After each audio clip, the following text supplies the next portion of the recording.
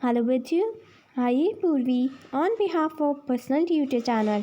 आज हम लोग class 9 Maharashtra board science and technology का एक topic types of complex permanent tissue पढ़ने वाले हैं। कॉम्प्लेक्स परमानेंट टिश्यू कितने टाइप के होते हैं? So complex permanent tissue can be classified into two category. First is xylem and second is phloem. सो एक एक करके हम दोनों के बारे में पढ़ेंगे। सो फर्स्टली हम जाइलम की कैरेक्टरिस्टिक्स पढ़ेंगे। Xylem consist of thick wall dead cells. Xylem में मोटी वॉल रहती है जो कि डेड सेल से बनी हुई है। And phloem consist of chloroplast containing the living cell. Phloem में लिविंग सेल रहती है जिसमें क्लोरोप्लास्ट प्रेजेंट है। Xylem types of cells in xylem are tracheids, vessels, and xylem fiber dead cell, xylem parenchyma living cell. And type of cells present in phloem are side tubes, companion cells, phloem parenchyma, living cell, phloem fiber is dead cell. So ये बहुत ही important topic है, ये exam में पूछा भी जाता है। Type of cells of phloem and xylem. Now, the function of xylem is structure like interconnected tubes conduct water and minerals only in the upward direction. Xylem water और minerals को upward direction में लेकर जाता है। और phloem जो है tubes joined to each other, यहाँ पर जो tubes एक दूसरे से joined है, conduct the sugar and amino acid from the leaves to various part in the upward and the downward direction. यहाँ पर sugar और amino acid का ट्रांसफ़र होता है लीव से दूसरे पार्ट्स में। ये दोनों डायरेक्शन में मूव करता है, अपवर्ड डायरेक्शन में भी और डाउनवर्ड डायरेक्शन में भी। आई होप कि आपको समझ में आया होगा। सम sales in the body of living organisms are totipotent, that is if provided a proper environment a new organisms can grow from this cell. It was realized that with the help of this property of the cell and their genetically controlled biochemical process, variety of high yield crops and the new species of animals and the various vaccines could be produced. This led to the rise of a new branch in biology, biotechnology.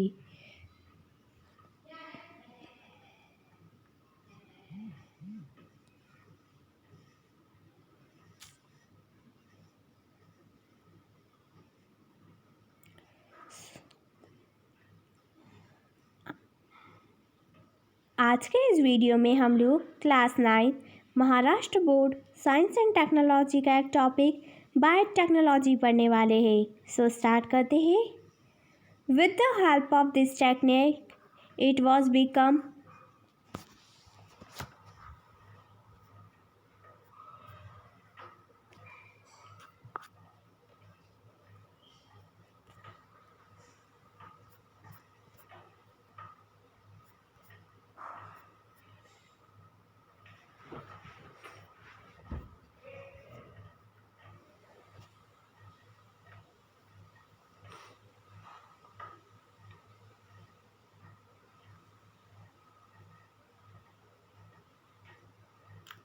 Hello बच्चों, हाय पूर्वी on behalf of personal tutor channel.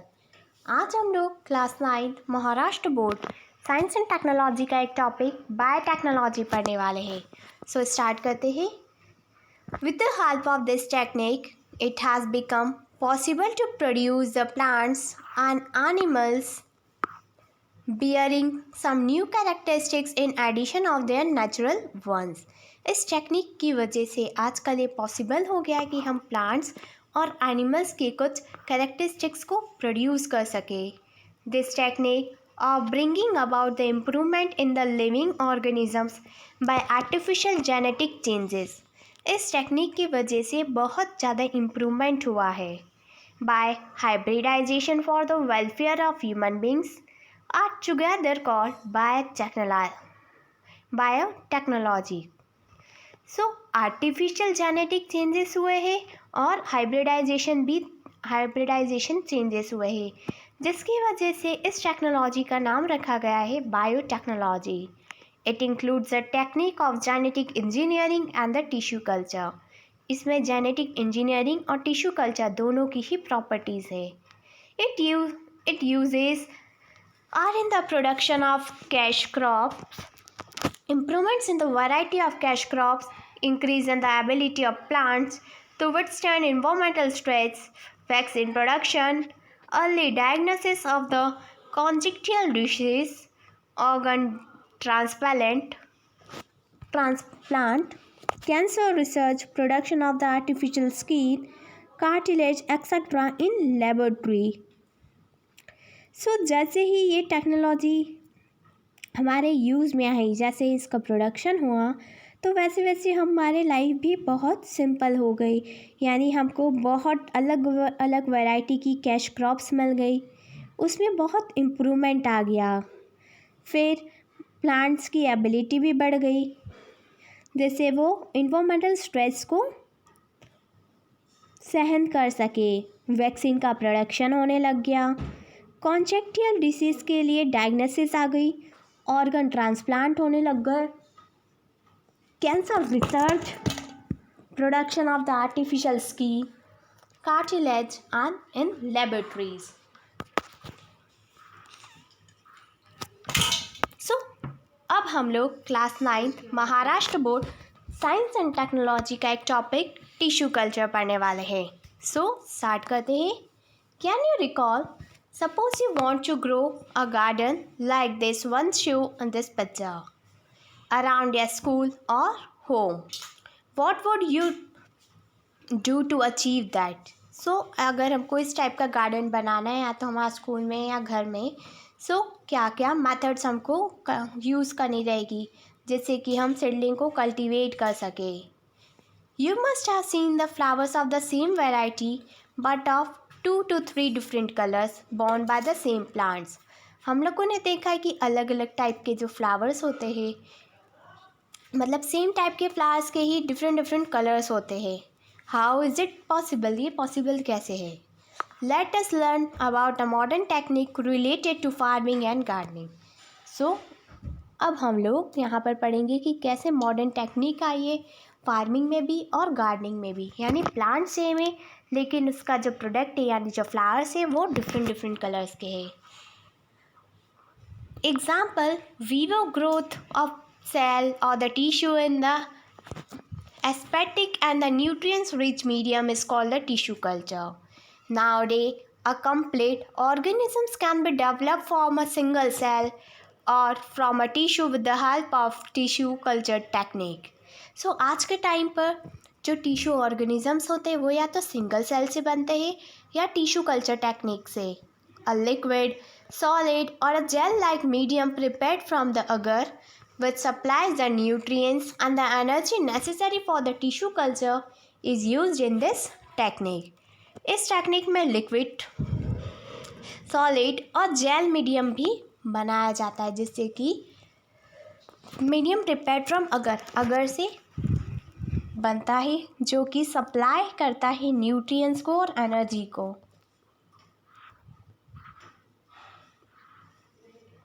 So various process in the tissue culture. Tissue culture में बहुत सारी process रहती है जैसे कि source plant, bulb come of the source plant, then primary treatment, then reproduction and multiplication, then shooting and rooting, primary hardening and secondary hardening. So ये अलग अलग प्रोसेस है जो टिश्यू कल्चर में होती है. आज के इस वीडियो में हम लोग class 9 Maharashtra board science and technology का एक बहुत simple topic, changes in agricultural management due to biotechnology. Biotechnology की वजह से एग्रीकल्चर मैनेजमेंट में क्या चेंजेस आए. First is genetically modified crops are being produced by introducing changes in DNA of the natural crops. So genetically modified crops जो है उसमें बहुत सारे चेंजेस आए. जैसे कि अगर नेचुरल क्रॉप के DNA में जैसे चेंजेस आते हैं वैसे उसमें जेनेटिकली चेंजेस आ गए हैं. Normally such varieties are not found in nature. वैसे नॉर्मली इस टाइप की वैरायटी नेचर में नहीं पाई जाती है, and thus new varieties are produce artificially.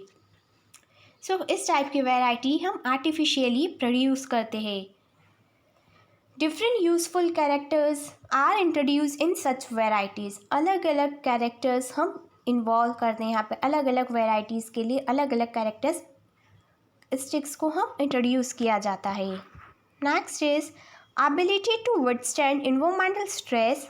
Some natural occurring varieties cannot withstand the environmental stress like frequently changing the temperature, wet and dry famines, changing climate, etc. सो इनके पास ability रहती है कि environmental stress को ये withdraw कर सकते हैं, यानी उनके साथ सहन कर सके उनको। जैसे कि अचानक से टेम्परेचर चेंज हो जाता है, सूखी ड्राई एंड वेट फेमाइंस आ जाता है, क्लाइमेट में चेंजेस आ जाते हैं। However GM crops can grow in any of the such adverse condition. जो जेनेटिकली क्रॉप्स जो है वो किसी भी एक ही टाइप की कंडीशन में ही ग्रो कर सकती है। As GM crops are resident to insect pest, pathogens, chemical weedicides and the use of harmful chemicals like the pesticides can be avoided. So GM जो क्रॉप्स है उसमें हार्मफुल केमिकल्स और pesticides यानी जितने भी केमिकल्स यूज़ होते हैं वो नहीं यूज़ होते हैं। Due to use of the seed of GM seeds, there is improvement in the nutritive value and decrease in the loss of crops. जैसे जैसे GM seeds का यूज़ बढ़ता जा रहा है वैसे ही न्यूट्रिटिव वैल्यू में भी इंक्रीमेंट हो रहा है, यानी न्यूट्रिशन की जो वैल्यू है वो भी बढ़ती जा रही है और loss of crops will be decrease. In this way green evolution is being achieved through the tissue culture, and a country like India with a huge population is meeting with the success in producing the sufficient food grains for all. इसकी वजह से green evolution आ गया है। जैसे India जैसी country में जहाँ की पॉपुलेशन बहुत ज़्यादा है, तो इंडिया खुद ही यानी हमारी कंट्री खुद ही इतना कल्टीवेट कर लेती है कि भारत की जितनी पॉपुलेशन है सभी के लिए सफिशेंट रहे।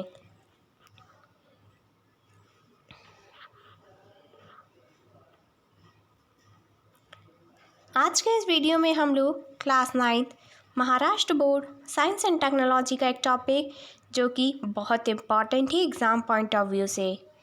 टॉपिक है application of biotechnology in the floriculture, nurseries and forestry. So start करते हैं। Nurseries are necessary for various purpose like growing the gardens on the large scale, afforestation, reforestation, etc. Nurseries बहुत ही ज़रूरी है क्योंकि वहाँ पर गार्डन उगाए जाते हैं बहुत बड़े स्केल पर, यानी बहुत बड़े लेवल पर बहुत सारे प्लांट्स मिलेंगे आपको। एफॉरेस्ट्रेशन रहेगा क्योंकि कई प्रकार के ट्रीज़ और प्लांट्स मिलेंगे वहाँ पर। रिफॉरेस्ट्रेशन है। Seedlings have to be supplied in a large number for all this purpose. इस पर्पज़ के लिए जो सीड्स है वो बहुत लार्ज लेवल पर सप्लाई की जाती है। It is profitable in such cases to produce the plantlets with the help of tissue culture technique. So ये बहुत प्रॉफिटेबल है, यानी इससे उनको बहुत प्रॉफिट मिलता है। Tissue culture can be used to grow those plants on the large scale which bear the flowers, fruits of excellent quantity. Tissue culture जो है जो वो प्लांट को ग्रो करने के काम आता है। जहाँ पर प्लांट बहुत लार्ज स्केल पर ग्रो करते हैं वहाँ टिश्यू कल्चर यूज़ में आता है। जहाँ पर फ्लावर्स भी उगते हैं, फ्रूट्स भी उगते हैं, वो भी बहुत अच्छी क्वालिटी के। Fully grown plant can be produce in the shorter duration.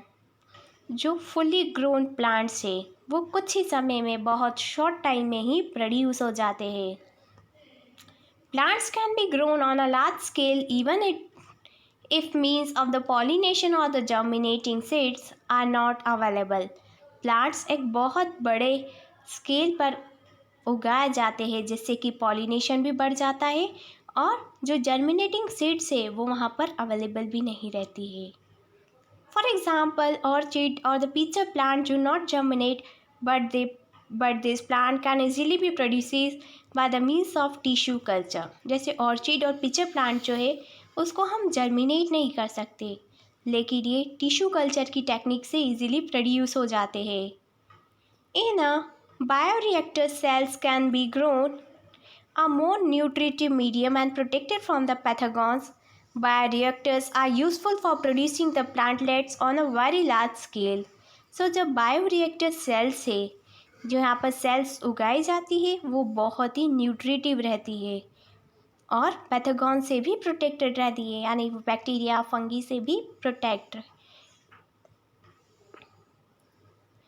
Bioreactors are useful for producing plantlets on a very large scale. So जो बायो प्रोटेक्टर्स है वो बहुत बड़े हिस्से पर किया जाता है जिससे कि वो प्लांट्स को बचा सके. Large number of seedling plantlet can be produced in a short time using the minimum resources and material. बहुत बड़े लेवल पर प्लांट्स को उगा सकते हैं बहुत कम टाइम में और बहुत कम मटेरियल के साथ. Usually, plants produced by the tissue culture and the genetically modified techniques are disease free. जो प्लांट टिश्यू कल्चर टेक्निक से और जो जीएम टेक्निक से बनाए गए वो डिसीज फ्री रहते हैं, उससे कोई बीमारी नहीं होती है. Plantlets produced by the tissue culture of the meristemates are virus free और वो वायरस फ्री भी रहेंगे. Embryo formed by the conventional hybridization technique between the two or more varieties may not grow fully for some reason. However, embryos produced by the tissue culture technique always complete their growth. Last point is, rare and endangered plant can be grown by the tissue culture technique and thus can be protected from the extinctions. Similarly, various plants and sets of such plants can be prevented by the tissue culture and those varieties can be protected. These are the uses of the tissue culture and the biotechnology in case of the plants. Next year we will study the use of technique in the medical field and for the conservation of animals. So, I hope कि आपको यहाँ तक clear होगा. आज हम लोग इस video में class 9 Maharashtra board science and technology का एक टॉपिक एग्री टूरिज्म पढ़ने वाले हैं. सो स्टार्ट करते हैं. If sufficient land is available the emerging field of agri tourism would be good business. अगर हमारे पास सफिशिएंट लैंड है तो हम वहाँ पर एग्री टूरिज्म कर सकते हैं, जो कि एक बहुत अच्छा बिजनेस है. Plantlets of flowering medicinal, ornamental, vegetables, plants and fruit trees can be produced on a large scale by the tissue culture technique. So यहाँ पर टिश्यू कल्चर टेक्निक से कई सारे प्लांट्स उगाए जाते हैं. फ्लावरिंग प्लांट्स है, मेडिसिनल प्लांट्स है, फ्रूट ट्रीज़ है. हम इसको बहुत बड़े हिस्से पर उगा सकते हैं, प्रोड्यूस कर सकते हैं. And by growing some of the plant fully a sufficient agri tourism centre can be develop. और जैसे ही ये प्लांट अच्छे से ग्रो करते हैं तो एक self sufficient agri tourism centre develop हो जाता है. Such as mango, chikoo, guava, coconut, custard apple and some other regional fruit trees. Shades like local and the exotic attractive plants. यहाँ पर बहुत ही ज़्यादा अट्रैक्टिव प्लांट्स है. Ornamental and the flowering plants. Flowering plants भी है और ऐसे प्लांट्स भी है जिससे हम ऑर्नामेंट्स बनाते हैं.